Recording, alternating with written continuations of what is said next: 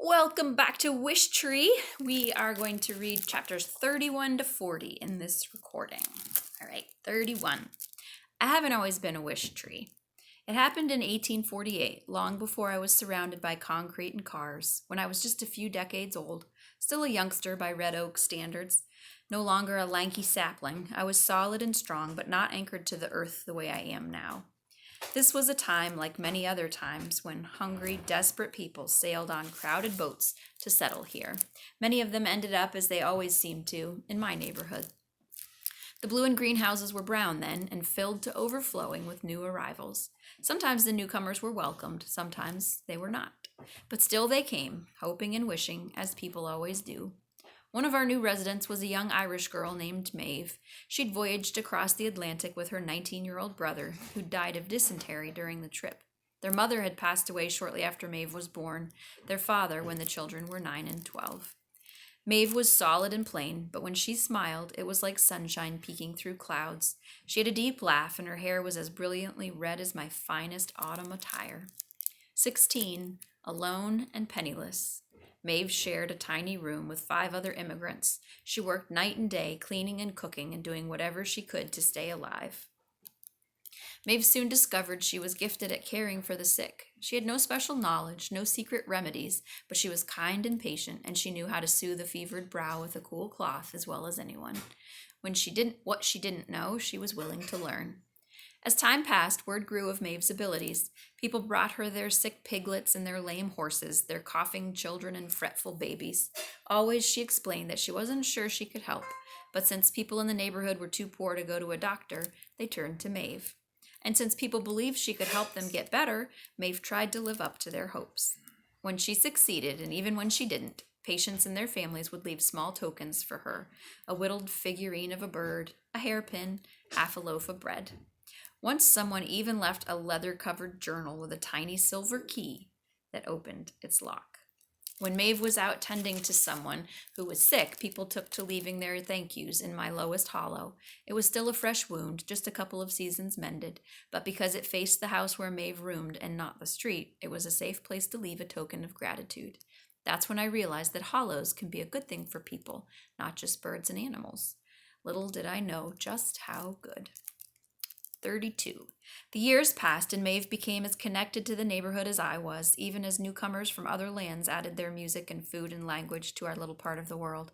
No matter where people were from, Maeve cared for them as best as she could. I grew tougher, my older limbs less pliable, my shadow longer.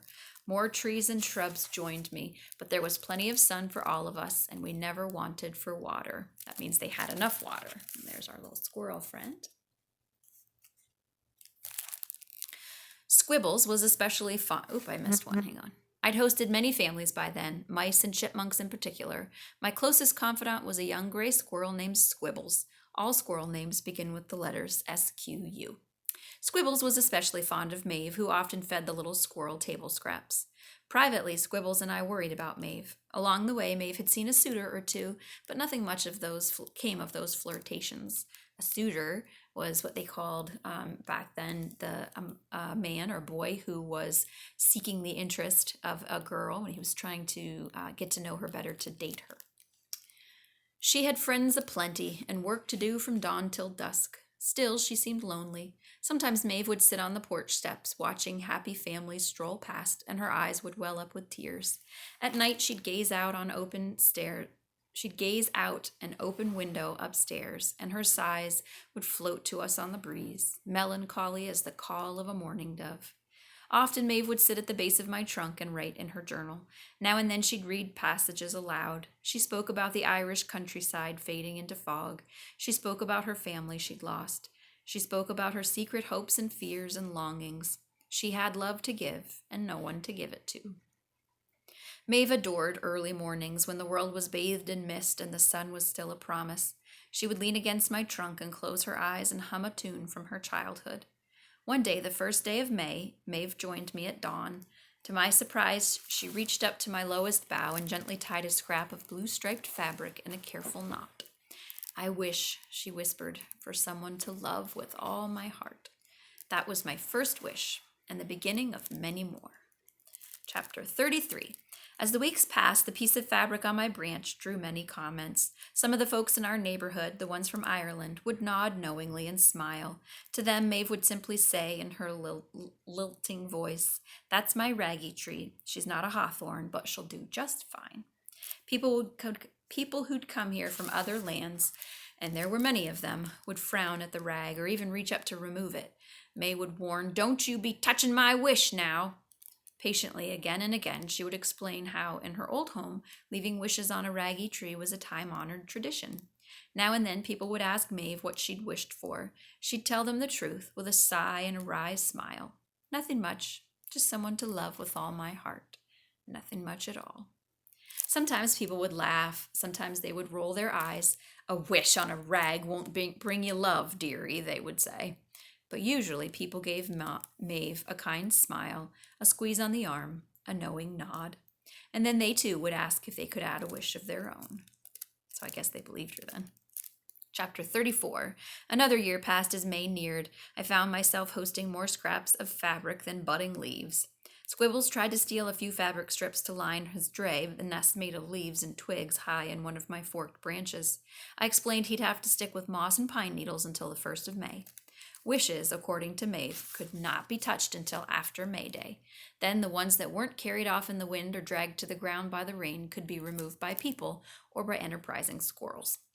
I suspect she made up that rule for my benefit so I could grow unfettered without the weight of wet rags dragging me down. Just before dawn on the 1st of May, a young woman approached me. She had dark wavy hair and wore a tattered gray coat. In her arms was a wrapped bundle. "Psst," Squibbles whispered to me. "Here comes another wish, Red." But Squibbles was wrong. There was no wish. Swiftly but with great care, the girl placed her bundle in my hollow. A thank you for Maeve, I realized. A loaf of bread, perhaps. The girl had probably been one of her patients. She was gone as quickly as she'd come. Like a hummingbird, I thought. There, then not there. Like a gust of wind. So I want you to think for a minute and see if you can take a guess on what you think that woman put so carefully in that hollow of the tree. Do you think it was a thank you for Maeve? Do you think it was bread? Chapter 35. Just a few minutes later, Maeve opened the door of the little brown house. She smiled at me and at the scraps waving in the early morning breeze. And then came the cry. Wail was more like it, coming from me. Not the meek peep of a wren chick, not the shy squeak of a mouse pup. No, this was a cry of righteous indignation. This was a baby. Chapter 36. The baby had a note attached to her blanket. Haltingly, Maeve tried to read it out loud. "Italian," she murmured. Only later, when she consulted one of her patients, did she understand its meaning. The note said, "Please give her the care I cannot. I wish for you both a life of love." So this was a couple hundred years ago.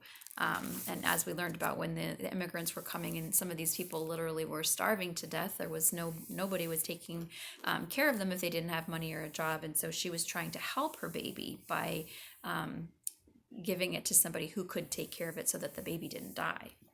The baby's hair was black. Maeve's was red. The baby's eyes were brown. Maeve's were blue. The baby was Italian. Maeve was Irish. They were made for each other. Maeve named the baby Amadora, which meant in Italian, the gift of love. Chapter 37. Many in the neighborhood didn't approve of an unmarried Irish woman raising an abandoned Italian baby.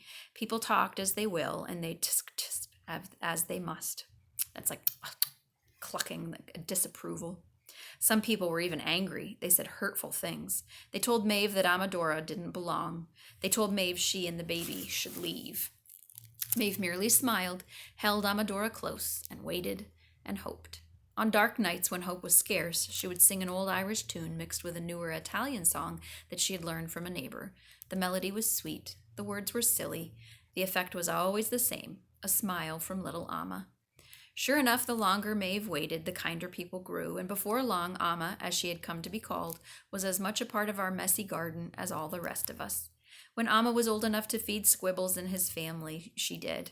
When she was strong enough to climb me, she did. And when she was ready to make wishes of her own, she did.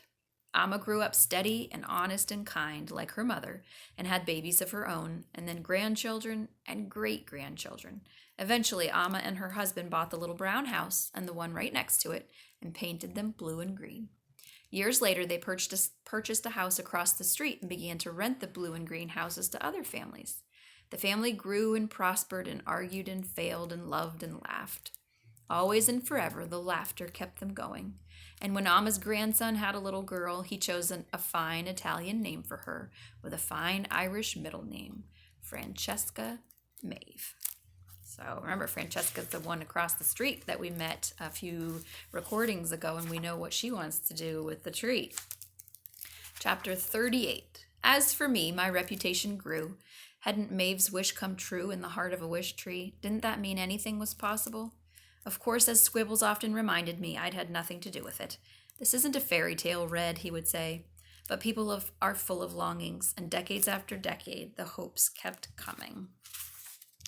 A blessing and a burden it has been, all those wishes, all those years, but everyone needs to hope. Chapter 39. At long last, I stopped talking. Once the words had spilled out, it was like trying to stop the wind. In the silence that followed, I felt as if the whole world was holding its breath. I'd broken the rule.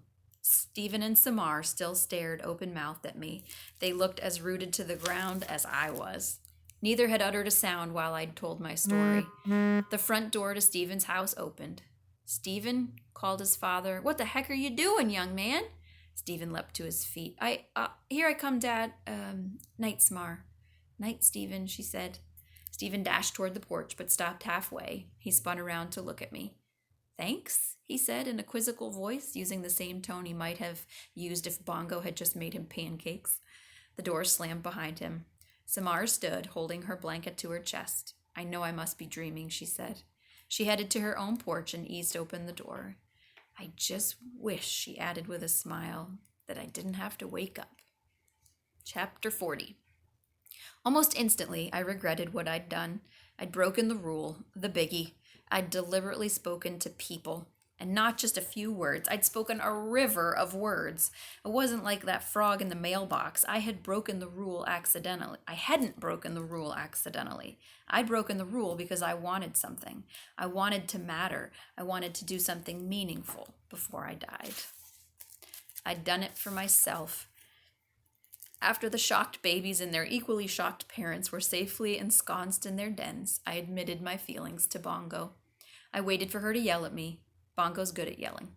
Extremely good. You might even say she is a gift. "Why did I do it, Bongo?" I murmured. "Why?" She flew to home plate. She stroked my rough bark with her sleek head. "You did it, my wise old tree, because you had a story to tell." "It was foolish," I said. "I'm not supposed to be foolish." "Not so foolish," Bongo said. "Just hopeful.